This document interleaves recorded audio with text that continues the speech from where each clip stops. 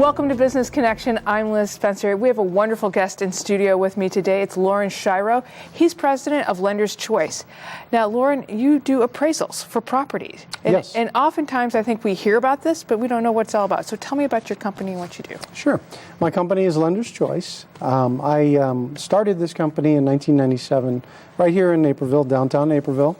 I've been appraising since 1992. So Wow. I started with a company out in Geneva, worked with them for about 5 years, and then I started my own company. So we're based in Naperville and have about 6 appraisers on staff right now, and we do residential appraisals. Great, and you go all over the area. Yeah, all over, not just Naperville. It'd be nice to be able to just stay right here, but generally pretty wide range of area, all of Kane, all of Kendall, DuPage County, and even some of the fringe areas around that as well. So lots of us encounter an appraisal when we're getting ready to sell or buy a home. Tell me a little bit about what your role is. What does the appraiser help us do? Sure. So I'm usually called out there when somebody like yourself may be refinancing their house or potentially buying a new house. Right. So the lending institution, the bank, the mortgage company, whoever it is that you may decide to work with to get your mortgage, is going to send me out there because they want to determine the collateral value of your house so that they can use that to loan against your house. So they're going to send me out there, and I'm going to determine what the market value is. If it's a refinance, it's the same process as if it was a sale. Ultimately, we're looking for market value. And when you come in and you do this appraisal, how long does it take? What's your process? Do you meet me? Do you take pictures? Sure. Yeah. Sure. So when we get the assignment, it all starts when we receive that assignment in the office. And either I'm going to be meeting a realtor or, like I said, yourself.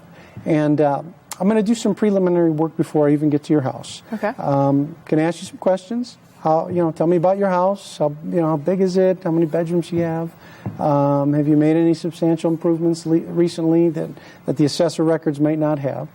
We're going to look to the assessor records and kind of get a feel for how big your house is, what neighborhood you're in. And then we're going to select some data comparables, and we're going to go out and visit you. So at that point, I'm going to stop by your house. I'm going to do an interview with you, and I'm going to want to talk to you about your house.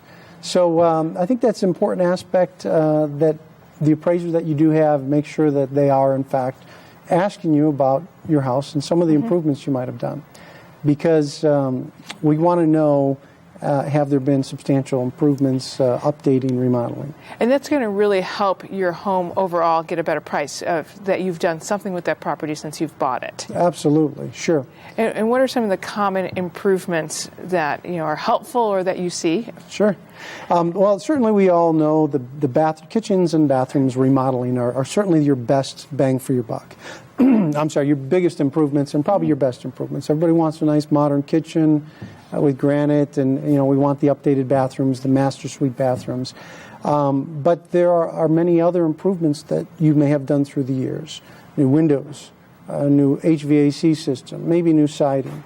So what I'm going to do is I want to know what those improvements are, and I'm going to physically look for them myself as well, because there's obviously differences in quality. You may replace all your windows. Some homes I've seen, very low-end type of window put in, and some put top-of-the-line windows with the, divided light windows and grills inside and those kind of things. So ultimately, after the interview, I'm going to physically walk through the house, take pictures, measure your house, because the assessor records what your square footage of your house is, but I'm going to physically measure it. I want to know for myself how big that property is. I've seen many disparities through the years on houses. And ultimately, that's where the process starts. So once I get to your house, I see what we have. I'm going to go back, and that's where I'm going to now look for comparable properties. Properties in your neighborhood that have recently sold, preferably in the last 6 months, but sometimes we'll go back a little bit further. And also active listings and pendings are a big part of what we do these days as well. It's very important to see where the market is heading. Seeing with the comparisons and seeing where my home hits within that range. Within that range. Well, that's awesome. Now, I'm sure there's lots of other appraisers. What makes you stand out? Why choose Lender's Choice? Well, I'll tell you, we spend a lot of time with the appraisal process. Like I mentioned, I can't tell you how many times I've talked to a homeowner and they said the appraiser was in and out of there in 10 minutes, didn't ask him any questions. There's that type of a detail to what we do from the start to the finish, really wanting to know about the home. Nobody knows more about the house than you, a homeowner. You guys live there. We pay the mortgage. You know what you've done to that house. And I think that detail of asking questions, really looking and spending time in the house to see what has been done is just part of it. I got my SRA designation through the Appraisal Institute recently. And this designation is just a higher education learning, a lot more time involved, spent learning and adding to my toolbox. Adding to, as an appraiser, I'm constantly evolving and always looking to improve on what it is we do. And I can tell you over the last few years, we went through a real estate crash. So understanding that market is very important. One of the things that we talked about off camera that I thought was a great idea is that we often, if we receive property bills all the time, property tax bills, and some of us look at that and think, oh my gosh, how can this be? Oh my gosh. But if we really feel like, wow, they're really off, that might be a good time to have an appraiser come in and do that market value, because they could be off. They're not perfect. Absolutely. Our taxes never seem to go down. No, they don't. That's just one of those things. Death and taxes are certain, right? That's another good reason to hire an appraiser. Is I get this all the time. Once a year, you're going to be sent an assessment, your new assessment in the mail. You're going to have 30 days to either just accept it, which most of us do, or you can potentially, if you don't feel your taxes are right, and truthfully, it's got to be in line with your neighborhood. If everybody else in your neighborhood is $15,000 a year, similar houses, you're probably going to have a hard time protesting that. But if you feel that you're higher, then you should hire an appraiser. Call us up and we'll be glad to come out and provide that appraisal and see where your market value is and how that compares to your assessed value. You may wind up being able to present that to the assessor and save yourself a few $100s every year. And you gave me one more other quick tip that we're going to try to sneak in here, that of maybe getting an appraisal of a home if you're planning an addition. Tell me quickly about that, because I thought that was another great idea. Absolutely. I see this many times where somebody's put an addition on their house, and a substantial addition. They've spent a significant amount.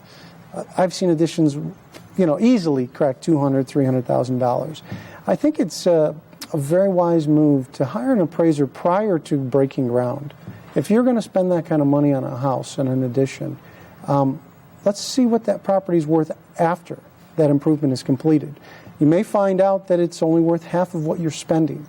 And if ultimately this is what you want for your family, then great. If this is a big, large family room and with the basement and you're going to be in that house for years, that's a good improvement because you're going to live there. But boy, if you're more transient and you might be moving, you may lose some money on that improvement. And you don't want to over-improve for the neighborhood, because that may be good in some subdivisions, but if that brings you from a 3,000 to a 4,000 square foot house in a subdivision that has 22 to 2,800 square foot homes, that may not be a wise improvement. Always lots to think about when chatting. Yes. And so great tips, Lauren. Thank you so very much for stopping by and sharing what you do. We're going to be right back with more Business Connections. Stay tuned.